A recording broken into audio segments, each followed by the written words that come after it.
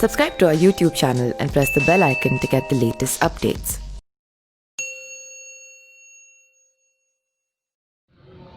नमस्कार, मैं पिंटू सिंह यादव आप सभी का स्वागत करते हैं न्यूज़ लाइव में। दोस्तों, बिहार में दूसरे चरण का चुनाव आज था और लगभग आज जो है दूसरे चरण का चुनाव का जो फेज है वो कहीं ना कहीं वोटिंग जो है अब खत्म हो चुका है और कई सारे कैंडिडेट्स के और कई सारे बड़े बड़े मंत्रियों के और बड़े बड़े नेताओं के जो शाख है वो जो दाव है उस कहीं ना कहीं शाख जो है दाव पर है और उनकी किस्मत जो है पेटी में यानी कि ईवीएम मशीन में स्टोर हो चुकी है। और अब 10 तारीख को ये फैसला चलेगा, पता चलेगा कि आखिरकार कौन से कैंडिडेट कहां से जीते हैं। और दूसरे चरण का जो मतदान था वो काफ़ी ज़्यादा अहम भी माना जा रहा था और इस चुनाव को लेकर लोगों में काफ़ी बड़ा जुनून भी था, क्योंकि बिहार के सबसे ज़्यादा 3 फेजों में से सबसे ज़्यादा जो सीटों पर वोटिंग होने वाली थी ये था दूसरा फेज। जी हाँ, अगर हम बात करें तो 17 जिलों के 94 विधानसभा यानी कि लगभग 1/3 जो विधानसभा सीट्स हैं उस पे चुनाव हुआ है। और ऐसा कहा जा रहा है कि ये जो चुनाव है वो कहीं ना कहीं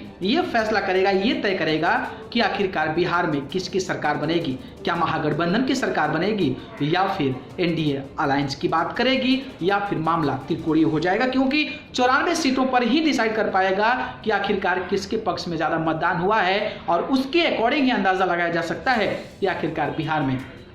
किसकी सरकार बनेगी। लेकिन दूसरे चरण काफ़ी ज़्यादा सुर्खियों में है। सुर्खियों में इसलिए है क्योंकि आरजेडी के कैंडिडेट और महागठबंधन के सीएम के उम्मीदवार तेजस्वी यादव भी इसी चुनावी मैदान में उतरे हुए हैं। यानी कि दूसरे फेज के चुनाव में ही राघोपुर विधानसभा सीट भी आया था और वहाँ पर भी आज जो है चुनाव हुआ है। यानी कि बिहार के सियासत के सबसे बड़े चेहरे के रूप में अगर मैं कहूं तो तेजस्वी यादव का भी किस्मत अब कहीं ना कहीं ईवीएम में स्टोर हो चुका है और 10 तारीख को इसका फैसला चलेगा। वही अगर हम बात करें तो लालू प्रसाद यादव के बड़का बेटा यानी कि तेज प्रताप यादव आप सभी को पता है कि महुआ से आरजेडी कैंडिडेट के तौर पर जीते हुए थे, लेकिन जिस तरीके से उन्होंने अपनी सीट को बदले थे इसको लेकर बिहार में चर्चा था और कई सारे लोग ये आरोप लगा रहे थे कि तेज प्रताप यादव महुआ में कुछ काम नहीं किए हैं, महुआ में कुछ डेवलपमेंट नहीं किए हैं, जिसको लेकर वो सीट छोड़ रहे हैं। और कहीं ना कहीं उनकी हार जो है पहले से ही सुनिश्चित की जा रही थी कि महुआ में विकास ना होने के कारण, और वहां पर इनको ये पता चल गया था कि शायद चुनाव वहां से जीत ना सके, इसलिए उनको जो है ट्रांसफर कर दिया गया और उनको समस्तीपुर के एक हसनपुर विधानसभा सीट है वहां पर ट्रांसफर कर दिया गया है। और वहां पर पूरे जोश के साथ जो है तेज प्रताप यादव चुनाव लड़े हैं और तेज प्रताप अलग अलग अंदाज में नजर आए, बांसुरी बजाते नजर आए तो मचान पर बैठकर सत्तू खाते नजर आए, ट्रैक्टर चलाते नजर आए तो लोगों के बीच घर घर में घुसकर वोट मांगते भी नजर आए। तो ये रहा है तेज प्रताप यादव का सिलसिला। लेकिन आज मैं बताऊंगा कि ये जो 2 सीटें हैं खास करके लालू प्रसाद यादव की परिवार के लिए और खास करके आरजेडी के लिए, इसकी साख जो है वो बचाना कहीं ना कहीं आरजेडी के लिए एक बहुत चुनौती है और इसको बचाना शायद कहा जाए तो आरजेडी के लिए एक बहुत बड़ी मुकाम हासिल होगी, क्योंकि ये लालू प्रसाद यादव के परिवार से आते हैं और ये बिहार के सियासत के 2 बड़े चेहरे हैं। तो इनका सीट का समीकरण क्या कहता है और इनका 10 तारीख को अगर काउंटिंग होती है तो फिर इनका क्या परिणाम पड़ेगा, इसके बारे में मैं थोड़ा सा एनालिसिस करके आपको बताऊंगा कि आखिरकार यहाँ का समीकरण, यहाँ का जो माहौल है और यहाँ का जो सिचुएशन रहा उसको लेकर तेज प्रताप यादव और तेजस्वी यादव क्या अपनी सीटों पर जीत रहे हैं या फिर इनको कड़ी टक्कर मिल रहा है। तो पहले हम बात करेंगे आपको तेजस्वी यादव को लेकर। तो तेजस्वी यादव की बात करें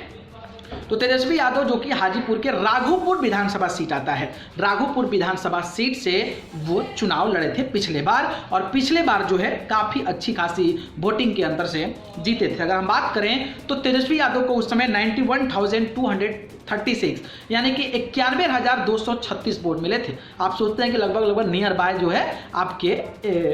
100 के यानी कि लगभग 1 लाख के करीब इनको वोट मिला था। वहीं अगर हम बात करें तो जो राघोपुर सीट रहा है वो राबड़ी देवी का गढ़ रहा है और राबड़ी देवी जो है 2010 में वहां पर कहीं ना कहीं जिस तरीके से चुनाव हार गई थी और हारने के बाद ये कहा जा रहा था कि आरजेडी का गढ़ अब खत्म हो रहा है, लेकिन 1995 से अगर हम ले लें तो ये जो सीट है वो आरजेडी के खाते में रही है। भले 2010 के चुनाव में जो है वहां पर सतीश कुमार को यानी कि जो भारतीय जनता पार्टी के है वो कहीं ना कहीं राबड़ी देवी को हरा दिए थे, जिसके बाद से वो सीट और भी ज़्यादा चर्चा में हो गई थी। लेकिन जब 2015 का चुनाव हुआ, नीतीश कुमार और लालू प्रसाद यादव एक साथ लड़े, तो वहां से तेजस्वी यादव ने अपना किस्मत चमकाया और वहां पर 91,236 वोट मिला था। वहीं अगर हम बात करें तो बीजेपी के सतीश कुमार को 68,503 वोट मिला था। यानी कि अगर हम डिफरेंस को देखें तो लगभग जो है आपको लगभग 23 या 24 हज़ार का जो है कहीं ना कहीं डिफरेंस रहा था। तो 24-23 हज़ार डिफरेंस एक बहुत बड़ा मैटर करता है। और उस समय तेजस्वी यादव की शुरुआत थी राजनीति में और वो राजनीति में एंट्री किए थे। लेकिन इस बार के चुनाव में तेजस्वी यादव पूरे बिहार में प्रचलित हो गए हैं और लहर जो है वो महागठबंधन की तरह जा रही है। और लगातार मंच से तेजस्वी यादव ये कहते आ रहे हैं कि राघोपुर विधायक नहीं देता है बल्कि राघोपुर मुख्यमंत्री देता है, जिसको लेकर राघोपुर के लोग काफी ज्यादा उत्साहित नजर आते हैं। और वहां पर जितनी भी रैलियां हुई उसमें काफी ज्यादा युवा, बुजुर्ग, महिला से लेकर हर जाति के लोग जो है तेजस्वी यादव के समर्थन में आए। तो ऐसा सिर्फ कहा जा रहा है कि राघोपुर विधानसभा सीट है, वहां पर इस बार तेजस्वी यादव की जीत पक्की की पक्की तय है और वो लगभग 20,000 के मतों से ज्यादा अंतर से जीतने वाले हैं। क्योंकि वहां पर एलजेपी के कैंडिडेट राकेश रोशन के मैदान में उतरने से बीजेपी की चुनौती और भी ज्यादा बढ़ गई है। और ऐसा कहा जा रहा है कि चिराग पासवान तेजस्वी यादव को जिताने के लिए ही राकेश रोशन को मैदान में खड़ा कर दिया ताकि जो बीजेपी का और जो जनता दल यूनाइटेड गठबंधन का जो वोट है वो कहीं ना कहीं डिस्ट्रीब्यूट हो और वहां पर तेजस्वी यादव जीत हासिल कर ले। तो हमारे इस समीकरण के अनुसार अगर हम बात करें तो तेजस्वी यादव भारी बहुमत के साथ वहां पर यानी भारी वोटरों के साथ जो है राघोपुर को जीत रहे हैं। अब हम बात करते हैं हसनपुर से। अगर हसनपुर की हम बात करें तो हसनपुर से तेज प्रताप यादव लड़ रहे हैं। महुआ छोड़ दिया था और जिस तरीके से चर्चा हो रही थी कि महुआ में कुछ काम नहीं किए हैं, लेकिन हसनपुर जो है वो यादव बहुल्य क्षेत्र माना जाता है। और वहां पे जो विधायक हैं वो जनता दल यूनाइटेड के, जो कि 2 बार के विधायक आई थिंक 2 बार के विधायक हैं, जो कि जिनका नाम है राजकुमार। तो राजकुमार को जो वोट मिला था पिछले बार जो है वो काफी अच्छा, लगभग 63,000 के करीब में वोट मिला था। लेकिन वहां पर यादव बहुल्य क्षेत्र होने के चलते तेज प्रताप यादव ने वहां पर अपनी एंट्री है वहां पर मार दी। और जिस तरीके से तेज प्रताप यादव की रैली के लिए लगातार जिस तरीके से नॉमिनेशन के दौरान तेजस्वी यादव गए थे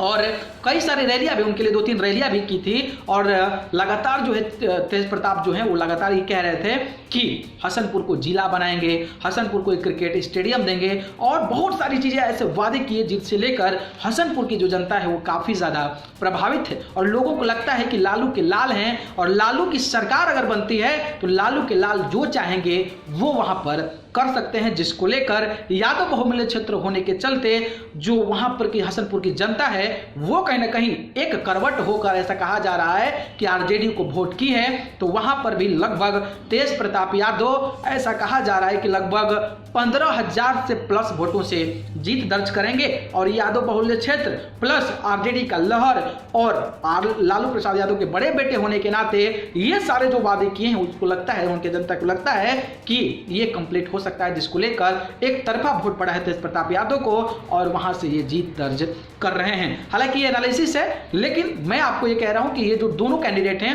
तेज प्रताप यादव और तेजस्वी यादव ये भारी बहुमत से जीतने वाले हैं, भारी अंतर से जीतने वाले हैं। और ये वीडियो आप देख रहे हैं तो आप 10 तारीख को भी इस वीडियो को जरूर देखिएगा तो आपको ये अंदाजा लग जाएगा। आपकी क्या विचार है? अगर आप राघोपुर या फिर हसनपुर से आते हैं तो कमेंट बॉक्स में हमें जरूर बताइए कि एक्चुअली में ग्राउंड जो लहर है वो क्या है। और मैंने जो ये बताया वो ग्राउंडी लहर बताया, लेकिन अगर आप वहां से हैं तो आप हमें कमेंट बॉक्स में जरूर बताएं। अगर वीडियो पसंद आए तो इसको लाइक कमेंट शेयर करें और चैनल को पसंद करते हैं तो सब्सक्राइब कर जरूर करिए। आप सभी को बहुत बहुत